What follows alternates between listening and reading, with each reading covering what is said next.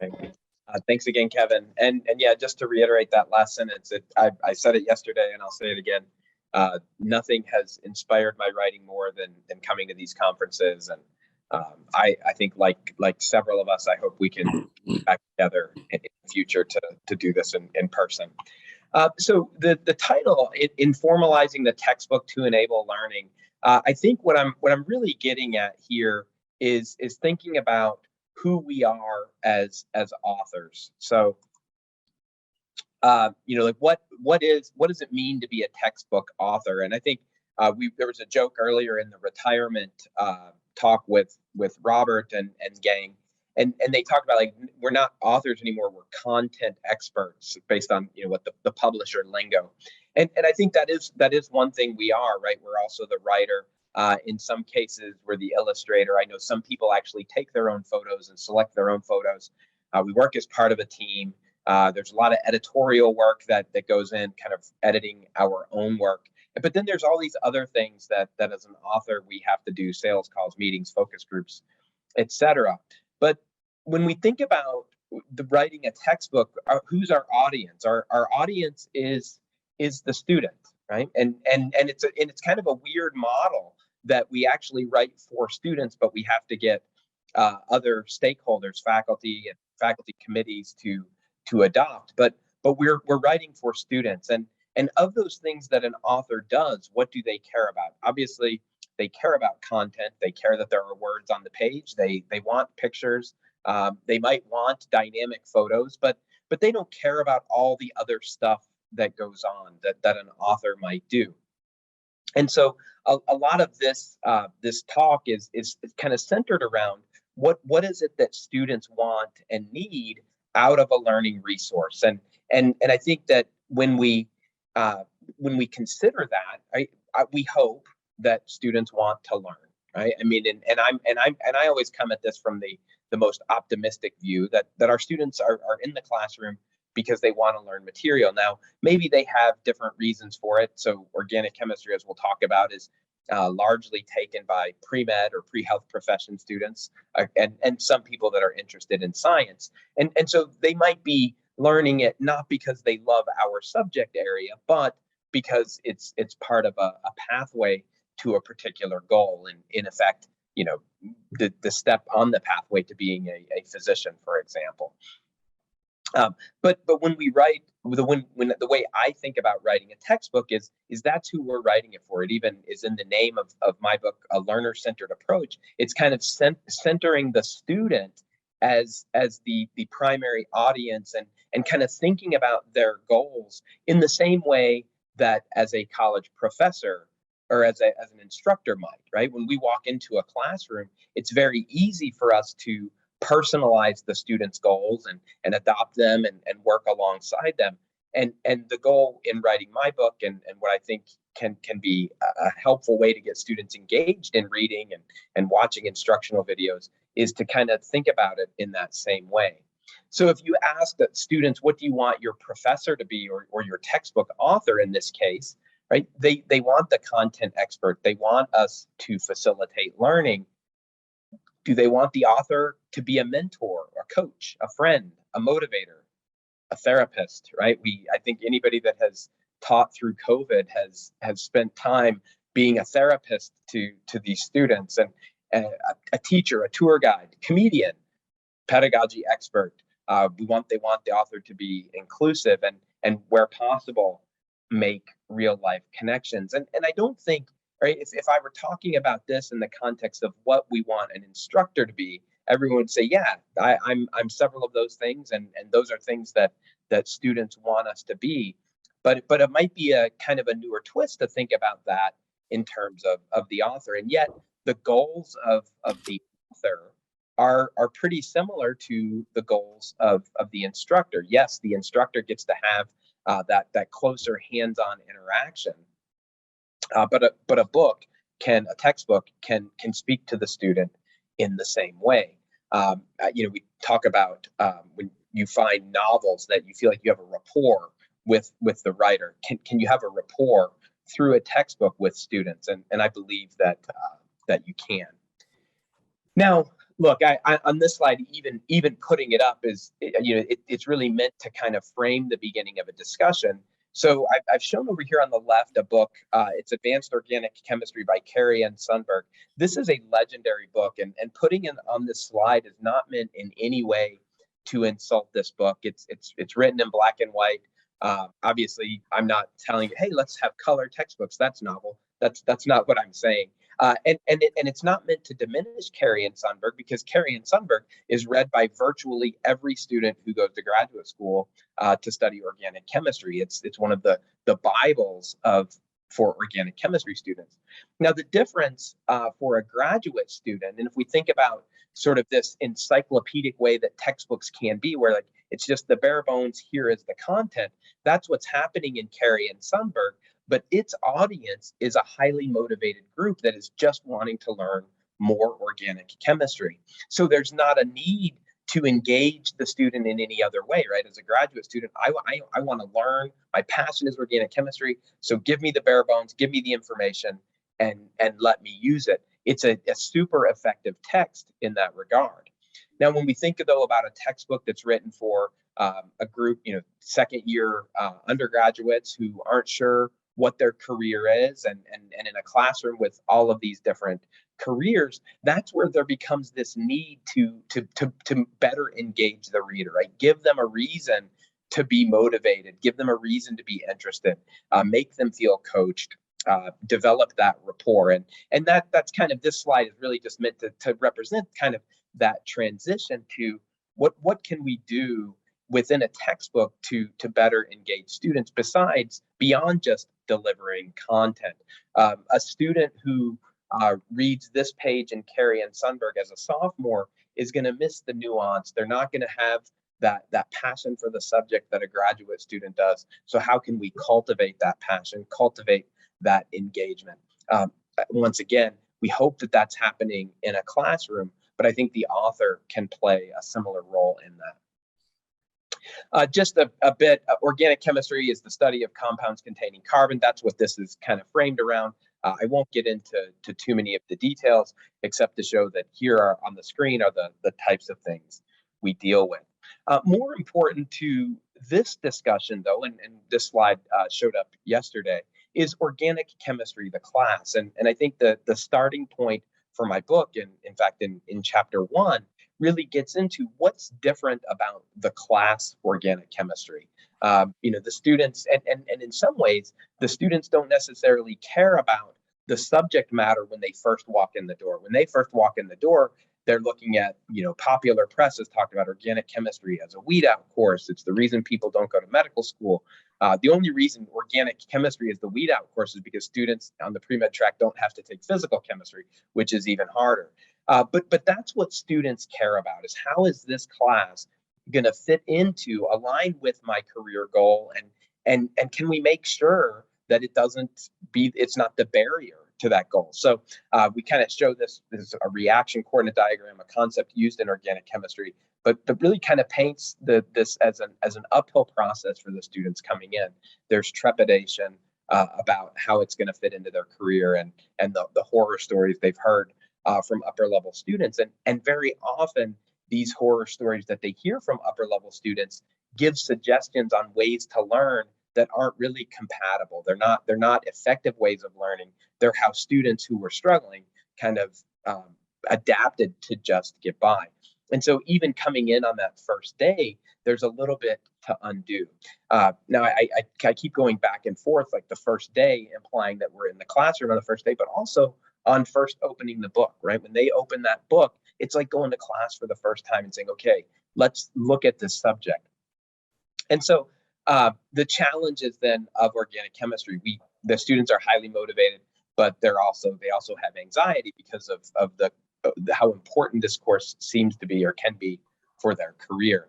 The material that we study in organic chemistry, organic is one of the first subjects where what you learn on the first day, you're going to do at midterm, and you're going to need on the organic 1 final, and then you're going to need it again when you take organic 2. And so there's not an opportunity And I think this is one of the things that makes organic chemistry difficult, is you can't have a bad 3 weeks. Like, oh, okay, I didn't really study hard for those 3 weeks, but now I'm going to figure it out, because all that material you missed in the first 3 weeks, you need going forward. And so that creates that situation where students will start to latch on to ideas they've heard from upper level students that aren't effective.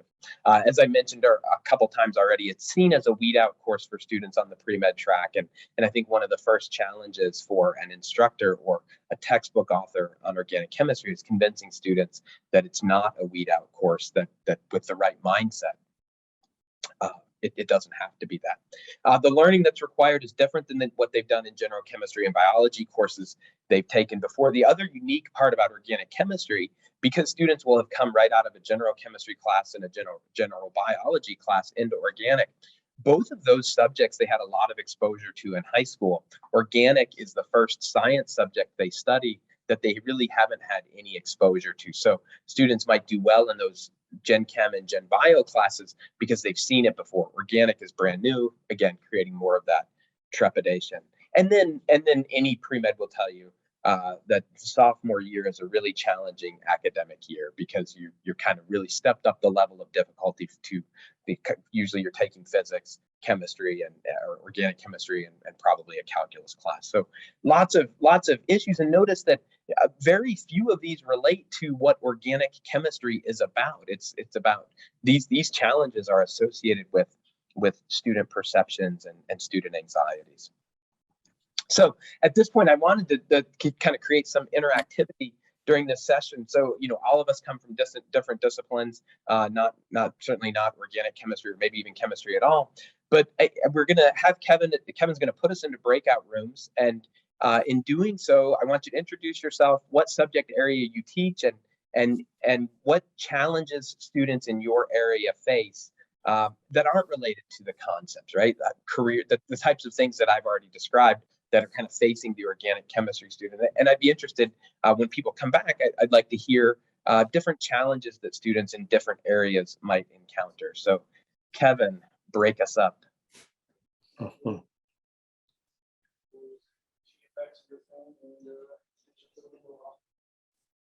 Sorry about that. I was muted. We do have one question in the chat. Would you rather take it now or after the breakout? Let me see if I can get it to come up in chat. Yes, we do. They know right away that the knowledge is cumulative. In the classroom, it's on the syllabus. It's done verbally. And when we get back, I'll show you how we do it within the textbook. Great question. Okay, well, put on your seatbelts. You're going to be sent into the breakout rooms. And it looks like most people are back. Does anybody want to share a thought or two from your group? We'll try to spend no more than 5 minutes on this, but here's some thoughts that happened in the breakout rooms. One thought from our group was that we all want to encourage students to buy their textbooks and keep them. And if the textbook is written in such a way that you can get them to read it in the first place, you have a better chance of getting them to buy it and keep it, because they will need it. They're not going to remember all that stuff as they go through their career. Mm-hmm. On that note, something I find very frustrating is in many areas like my anatomy and physiology, buying and keeping a textbook isn't an option anymore. They're only sold as subscriptions, limited term subscriptions to the online book. And you can pay so much for 2 semesters or 2 years of access, but then you have it no more.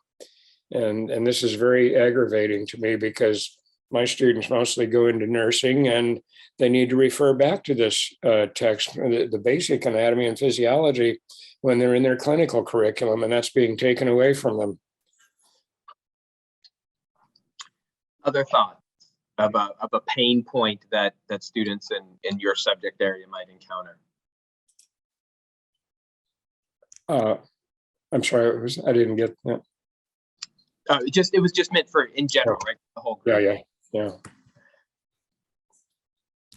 I thought Janice and our group made a great point about the challenge of connecting to minority students sometimes, and making everyone feel included in the material that we teach. Yeah. Great, great. Time for one more thought.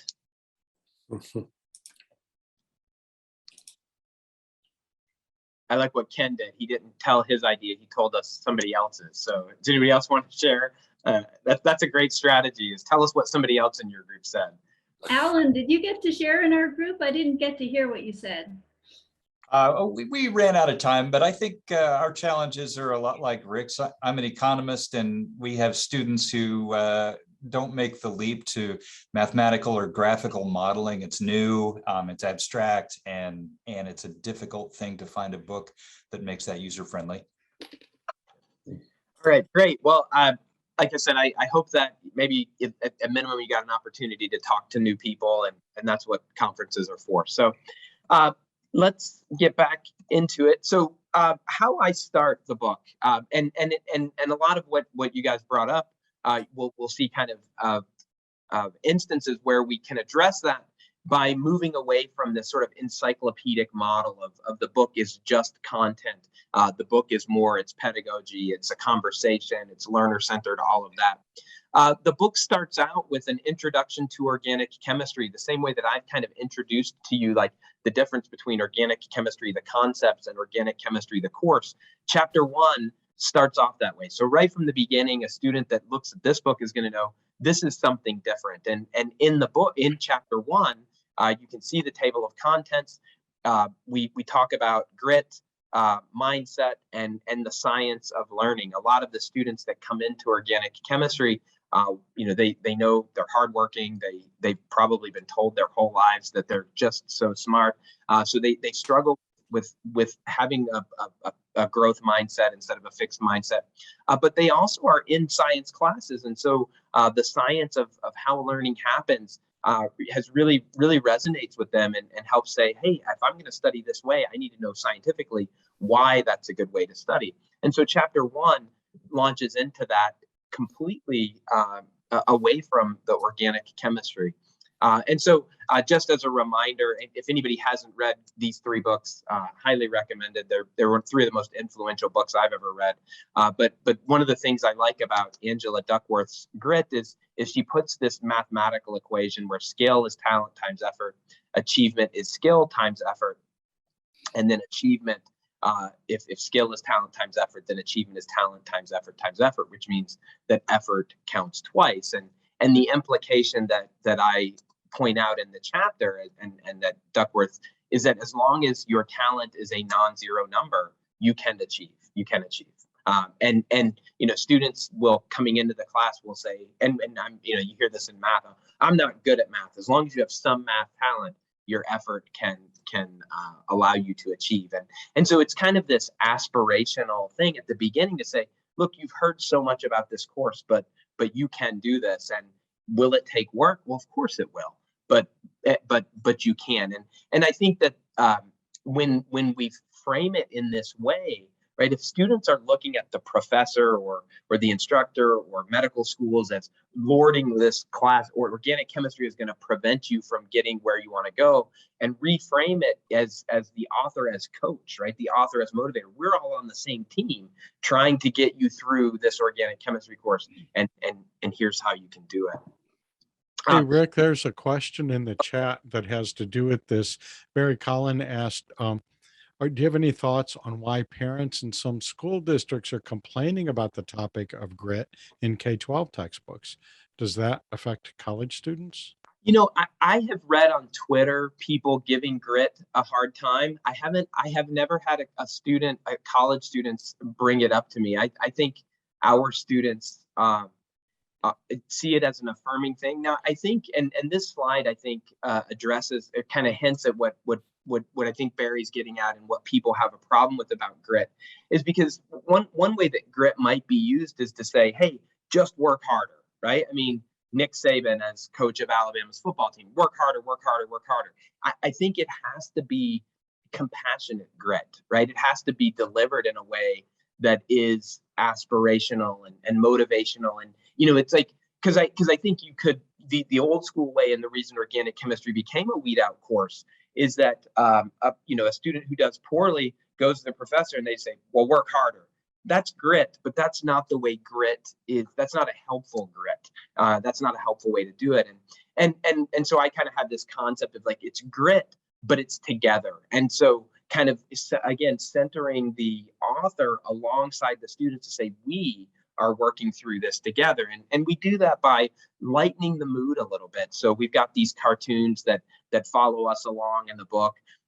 We're telling, you know, talking about an organic chemistry chapter about how working a jigsaw puzzle helps you understand organic synthesis, and reminding students that differential diagnosis that they'll use as an MD will also make you it is a skill that you can learn in an organic class. So it's also giving context to why working hard is helpful. And you'd think you wouldn't have to tell students that working hard is helpful, but doing it in this compassionate way, I think addresses what Barry is getting at. The next part is the mindset, and this is the one, right? The idea of a fixed mindset versus a growth mindset, and I think this is something we struggle with among pre-med students in particular, because usually those students who want to be doctors have been told their whole life, oh, you're so smart and you're so intelligent and you have this natural talent. And what happens when that student takes organic chemistry and they're not very good at it? They're like, well, hey mom, hey dad, hey teachers, I had talent, but I'm struggling in organic chemistry. So am I out? Is my talent gone? Am I stuck? And so the first thing they need is that growth mindset to say, okay, I'm struggling at organic because it's new. I've learned how to learn everything else. I can learn that again. And with the right amount of grit, you can make that happen.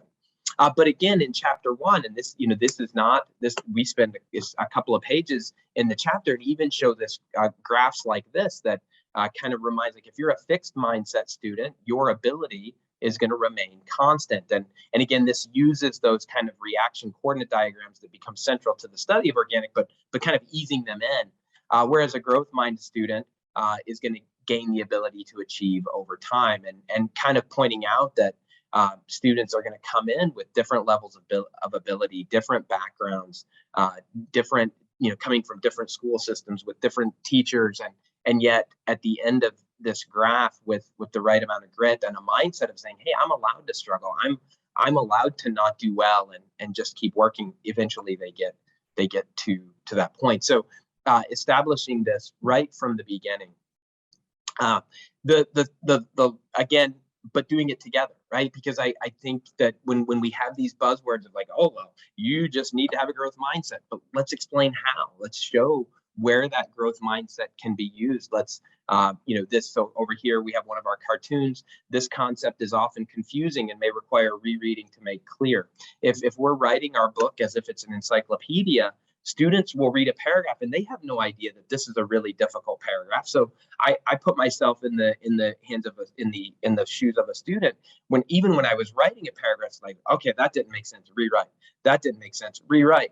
That didn't make sense. And then at the end, you're like, you know what? This is just a difficult concept to express in words. So tell the student, say, hey, this is a difficult concept in words. Go back and look at that picture. Go back and look at what you studied before. And if you think this is difficult, it's okay. It's supposed to be, right? And that kind of teaches them about that mindset. Again, down here, the solution to this assessment illustrates a problem. Mistakes, right? IUPAC nomenclature, when originally crafted, had a problem. Even the IUPAC nomenclature had a fixed mindset, and it fixed itself in a way that we can learn. So keeping in mind that together, and kind of centering author as coach through this sort of informal voice and student-centered voice. The question just popped up. Are there links in the cartoon? Yeah, I'm not sure if they show up there, but very often when in the e-text, when we refer back to things, yes, it would be linked. So where students need to go back to things is hyperlinked in the e-text. I'm a huge fan of print. To me, that's the one thing that e-text has going for it, is the ability to quickly go back and forth. I do think students miss out a lot when they're not flipping pages. That's a story maybe for a networking session. And then the last part is retaining information and teaching students about how the brain works to create long-term storage, which is what we're working towards.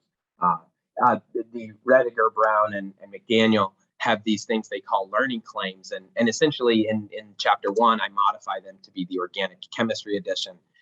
Just talking about telling students up front, learning works better when it's difficult. We don't judge our own effectiveness, or we don't judge the effectiveness of our own learning strategies, etc.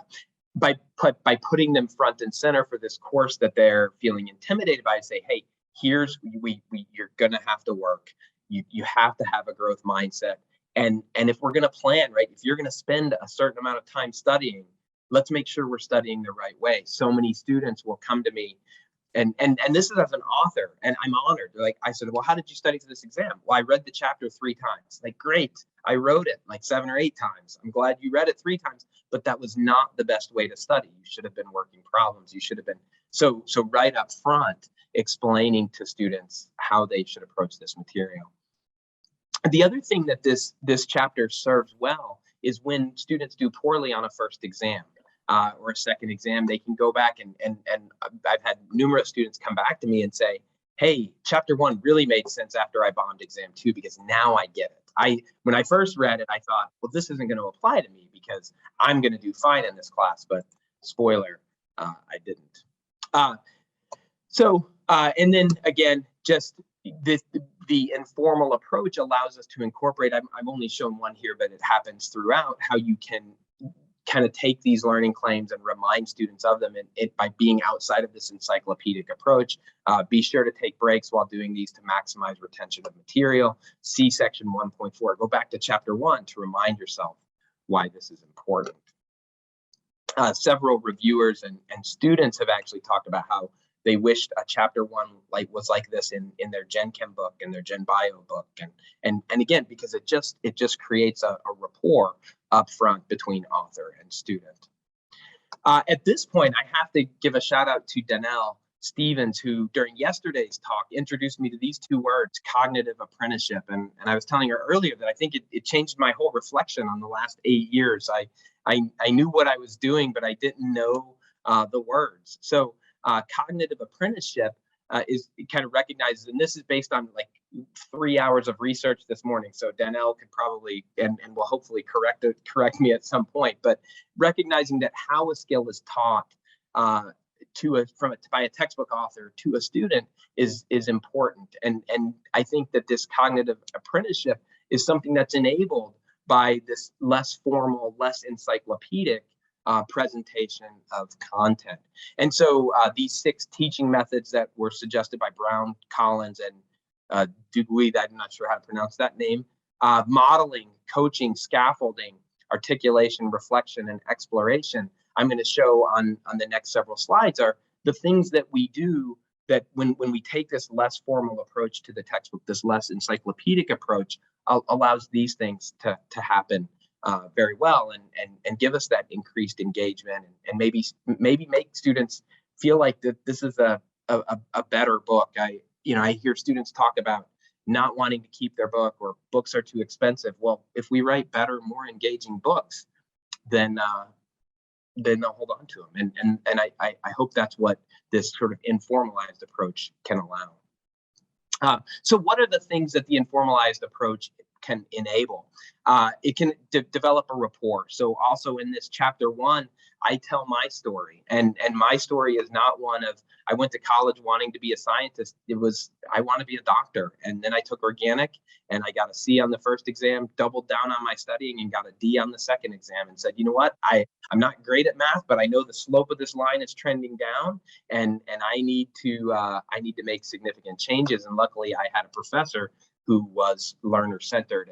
And so by sharing that story to say, hey, if you're a student who is going to struggle, join the club. I've been there, and if the author can struggle, you can struggle too. And so over here on the left are quotes from students that have been accumulated in review processes. It felt like the student, he was talking to the student, and I like that. And the students have really kind of coalesced around this. It feels like the book is talking to me. Setting the learner's goals at the center of the process, right? As much as I would love for every student reading this book to want to be an organic chemist, that's not the case. So they need to find their own goal within the textbook. And so I'm a big sports fan, college basketball. They play one shining moment at the end of the tournament, and it's been this. In chapter 1 tells you what's your one shining moment. And during as the one shining moment song is playing after the NCAA tournament, there's a montage. The students are creating that montage as they go through this within organic chemistry or whatever class comes next, and kind of just getting them to that moment. This is right before chapter 1 ends, when we're getting ready to get into the organics. Like, let's create that montage now. What's it going to look like, and how are we going to navigate our way through it? By being less formal, we had these cartoons, and a lot of, organic chemistry is a tense subject, but seeing the cartoons brings some levity, and we'll talk about that later. But also acknowledging the importance of allies. None of these students are doing it on their own, and they shouldn't have to. Just recognizing that the Learning Assistance Center, the professor, your friends, your tutors, your parents, whoever, these are the people that are all equally invested in your journey, and hoping that the students see me as the author as one of those allies, that, hey, I'm on your team. Whatever your goal is, I'm here to help. And that's why I've written the book, and that's what we're hoping. This comment here is probably one of my favorite comments that we got from students. I liked how they were really inclusive. You have girl chemists, and it was diverse. It made me relate to that chemist, as maybe I don't look like the little Rick. This is the little Rick down here on the left. When I started, I had brown hair. Now it's a little bit grayer, but I look like the girl chemist, which was great. And to me, that was like almost one of those tear-inducing things of like, that's what we wanted, and students are finding themselves within this. Would that be possible with this encyclopedic approach? With the encyclopedic approach, I don't think that would. And organic chemistry, when you're studying the chemistry of molecules, it's hard to be inclusive and bring that in. But through this, we're actually able to bring elements of inclusivity in. Showing the learner that we care. One of the topics is amines, and amines are very common in antidepressant drugs. So if we're just writing an encyclopedia about amines, then we just leave it at that. Here are the reactions, here's the chemistry. But by weaving in a story of depression and anxiety, and these are, it seems like half the students that we teach are taking some of these medications that are mentioned in this chapter. But the less formal approach allows us to say, hey, get help, right? At the end of that chapter, to be able to tell the student and have it flow and fit, and say, hey, this is something, this is a good thing to remind students that if you're suffering, so that the book can care about them. The author can care when we get outside of this more formal approach.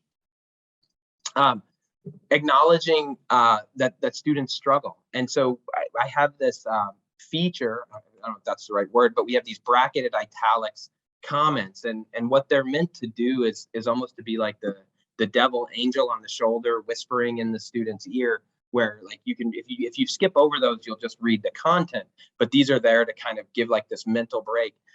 This will be hard at first, but only because until this chapter we've been focused on analyzing reactions in the forward direction. Numerous students struggle with this concept. Tell students this, it's okay if you're struggling, it's okay. And now the author, the teacher, the mentor, the coach has empathy and gets students. And then it can be optimistic too. If you're diligent about this, it's going to be fun. It will be fun. And there's a little bit of levity, because anytime you mention fun to organic chemistry students, they laugh out loud. Allowing by getting outside with this feature, thinking like a chemist is something that if we were doing this as an encyclopedia, here's a reaction, here's a mechanism, here's a reaction, here's a mechanism.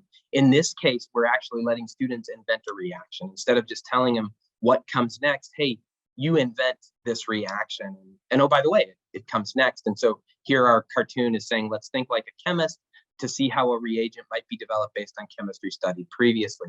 This is that kind of last stage of what we hope to get with our students in learning, is to be able to see that they can take this material and synthesize it into new stuff, and builds confidence in that way. And again, the student comment, it reminded me of when I was in the lab. I think that's important, as I need to relate information to something I previously knew. The less formal approach enables that. Challenging students to do something big.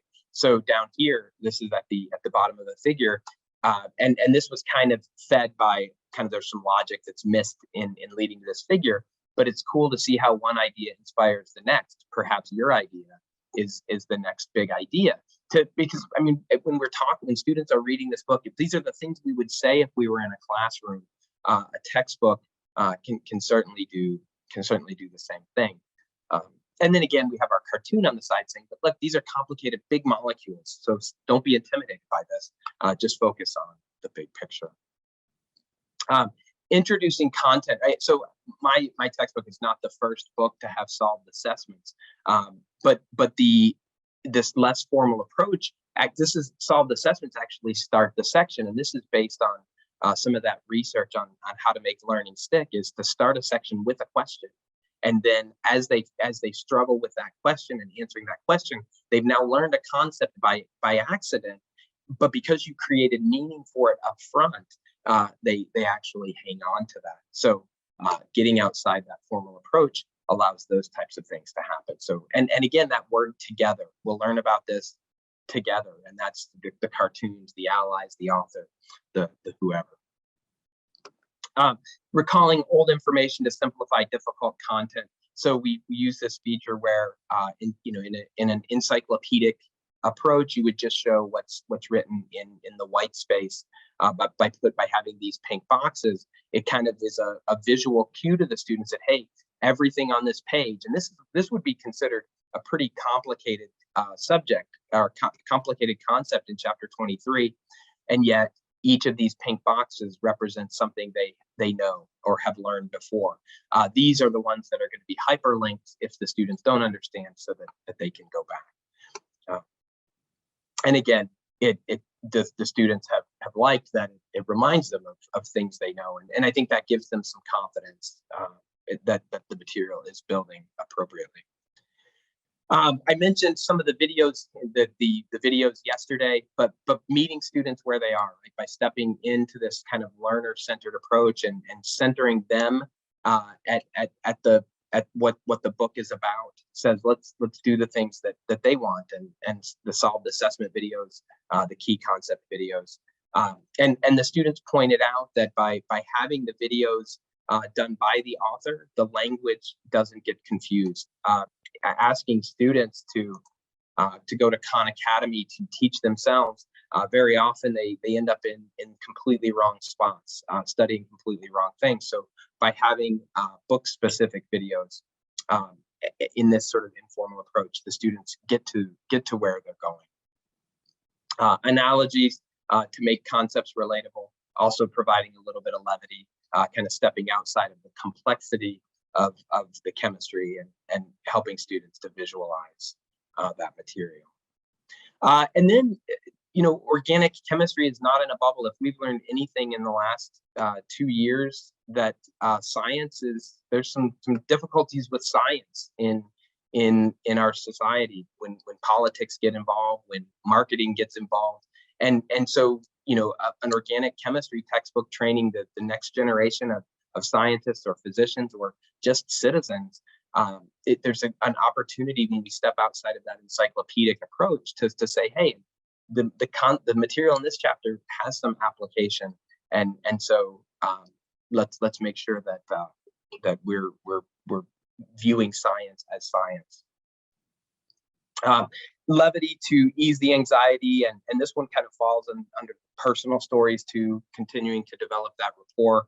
Highlighted in red is kind of an anecdote. We're talking about sunscreens in this chapter and the types of molecules that would be good sunscreens. And my wife has mocked me relentlessly every year at the beach that I haven't invented a sunscreen pill yet, where you just take a pill and you don't have to. So sharing that with the students shows them that my wife mocks me too, so they can feel free. Side-by-side analysis. to build critical thinking skills, right? If we think about encyclopedic, they would talk about this reaction and then this reaction, putting them next to each other to allow the students to visualize the material and better comprehend. And then finally, I think, not finally, make connections to real life concepts, increasing that engagement, giving students a reason to hang on to the book, to hang on to the material. The student, when I read the sample chapter, I was able to relate chemistry to my real life, and it showed me that chemistry is literally in everything. So bringing up the medications they take, the foods they eat, the pheromones that insects around them are using, gives them that thing to say. And you know, these are things that sometimes, even as I'm teaching the material, I'm like, well, but I don't have time to cover this. But the students come across it, and just that little bit, it's like, oh, I don't have to know what's in one of these boxes. I can just read it for what's interesting, and I think that that helps to create more engagement. We can model deep thinking. So I've highlighted two parts here. So our cartoon: read carefully, think deeply, frame this information in the context of previous concepts, because this is a pretty difficult concept. So having one of our cartoons to say, hey, be prepared, and then the kind of the angel on the shoulder saying, read this section with a pencil and paper in hand, because you want to be writing things out. If even as an expert organic chemist reads this, they're going to get lost. But if you're writing down things as you go through, you're going to give yourself a better chance. So that informal approach, that coaching approach, that mentoring approach, that cognitive apprenticeship approach really allows these things to happen. And in a science book, and I think this is one of the things that has been difficult for us over the last 2 years, is there's been like this move of like science as religion, science as fact, and it's irrefutable and it's unchangeable. But here we're teaching a mechanism of a reaction that might be right, it may not be right, it's not necessarily known. It's a way of thinking about it that helps it make sense, but there's nothing wrong with not knowing. That's how research questions arise, and that reminds them of the growth mindset, even as it comes to these things. And why shouldn't the textbook on organic chemistry mention where we don't know things?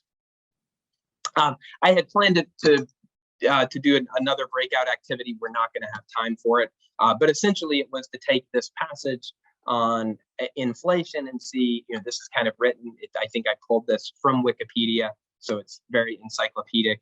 But the breakout activity was going to involve how could we create this, informalize this to make it more engaging. And I'll just leave it up there if people want to think about it, but you can think about it with any passage whatsoever. We don't have the time now.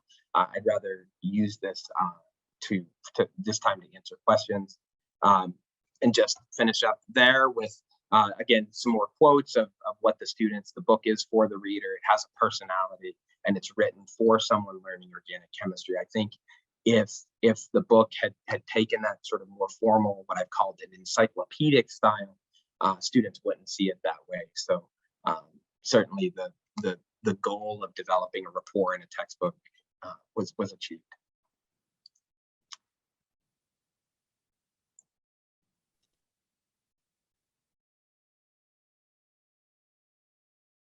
So I'm looking at questions. Let me, and then Renee, I see that you have your hand raised.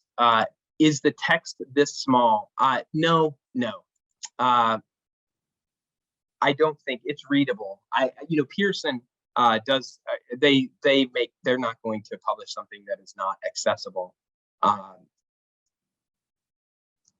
So I would assume that it was fine. Genia. So that's a good question. Your second part about pushback from publishers, reviewers, and academics, the professors, there has been a little bit, but then their students have kind of undone that to say, but no, this is something that we want, and that has been, I think, the biggest challenge for me in writing this is we're writing a book for students in a way that I think really resonates well with students, but it's the professors, the experts in organic chemistry, who are making these decisions. And so, they'll say, oh, my students don't need this. My students don't need review. My students don't need good visual. They just need the material. Just give them the facts, just the facts, just the facts, just the facts. Because my two students are too smart to need. And it's just, I want to teach those students because it would be really easy to not have students. So there's been like this sort of slow on-ramping of people like coming around, like after they read one chapter, there's a little bit of resistance. Once they read more, they're like, oh, I see how this all flows together, and it's exactly how I teach. And great question though. And then Renee, I think you had your hand up. Go ahead. Oh, I did, but that got reflected in the chat. That was my question as well, because I think, from the student point of view, it makes complete sense of teaching them the way we would teach them in the classroom and not use a lot of jargon where we can avoid it, really breaking that down. But I was curious about how your colleagues and people outside of the students were kind of responding, because it is different to see a textbook really truly written for the learner that you have that may be coming with very limited background. Yep. So, and isn't it, I guess, and this is with meaning this with no judgment of any colleagues, fellow authors, whatever. But shouldn't every book be for the learner?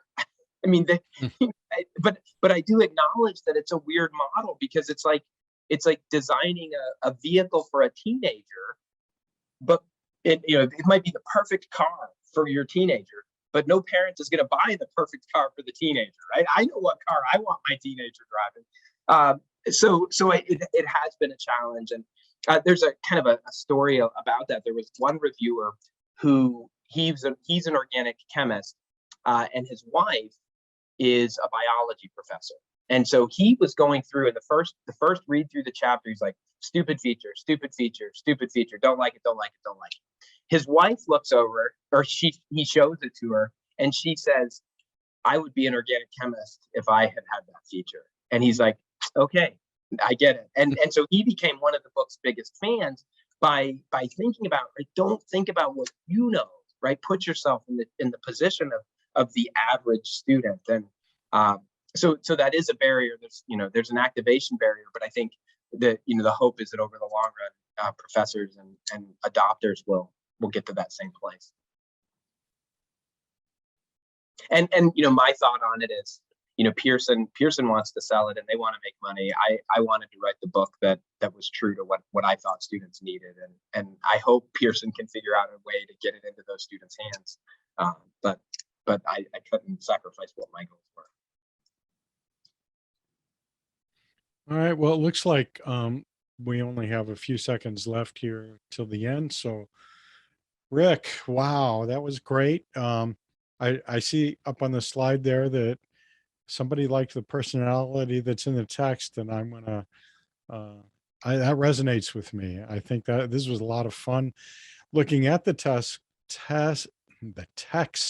but also it was a lot of fun just seeing your mindset of how you went through developing all this and what your approach is, and I think it's really cool. I'm going to get a copy of this book because I struggled in organic chemistry too. I'm not sure I want to go back and do it again, but I certainly want to look at how it could have been done.